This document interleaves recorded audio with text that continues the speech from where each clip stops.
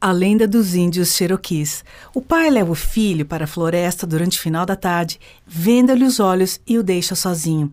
O filho então se senta no topo de uma montanha durante toda a noite e não pode remover a venda até que os raios do sol brilhem no dia seguinte, e também não pode gritar por socorro.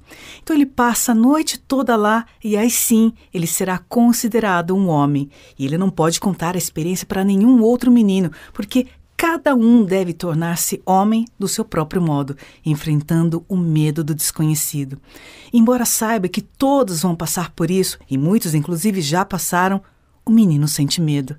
E ele pode ouvir toda espécie de barulho, animais selvagens que podem estar ali ao seu redor.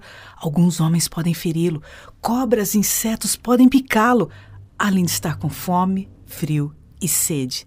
Mas ele também sente o vento batendo no seu rosto, sente o cheiro da grama e da terra e ainda assim continua firmemente sentado e não remove a venda. Segundo a tradição dos Cherokees, esse é o único modo dele se tornar um homem. Finalmente, quando a terrível noite passa e dá lugar ao amanhecer, a venda então finalmente é retirada. E aí então ele descobre que seu pai estava sentado na montanha ali, perto dele. Ele estava a noite inteira protegendo seu filho do perigo. É muito interessante essa história, há muitos pontos para a gente pensar. Há um grande ensinamento dos Cherokees, que são os índios dos Estados Unidos e que nos falam sobre esse ritual de passagem. Só um parênteses aqui, rituais de passagem acontecem em várias culturas e aconteceram em várias civilizações em diferentes momentos na humanidade.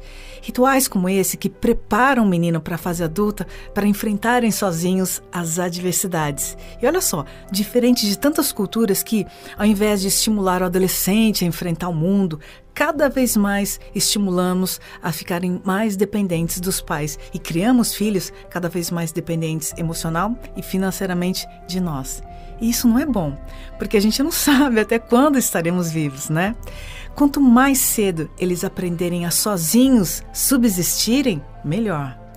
Mas, de um modo geral, hoje em dia a gente não vê mais os rituais tão bem marcados assim. Por exemplo, a criança passa da infância para a adolescência, da adolescência para a fase adulta e nem se dão conta dessa passagem do tempo.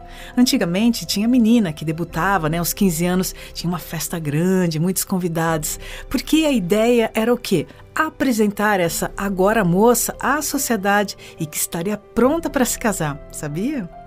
Tem o rito de passagem da vida de solteiro para a vida de casado, o casamento, por exemplo, né?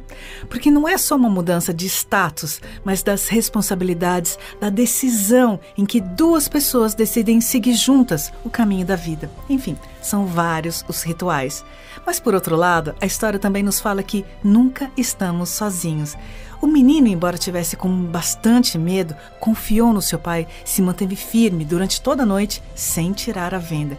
E ao final, percebeu que ele, o seu pai, esteve ali o tempo inteiro ao seu lado. Ou seja, mesmo quando não percebemos, Deus, ou seja qual for a sua crença, o divino, estará sempre conosco. Então que a gente tenha pessoas queridas em quem confiar, que estejam ao nosso lado e que sempre nos estimule o nosso melhor. Eu sou Mayumi e essa foi mais uma mensagem para você. Um lindo dia!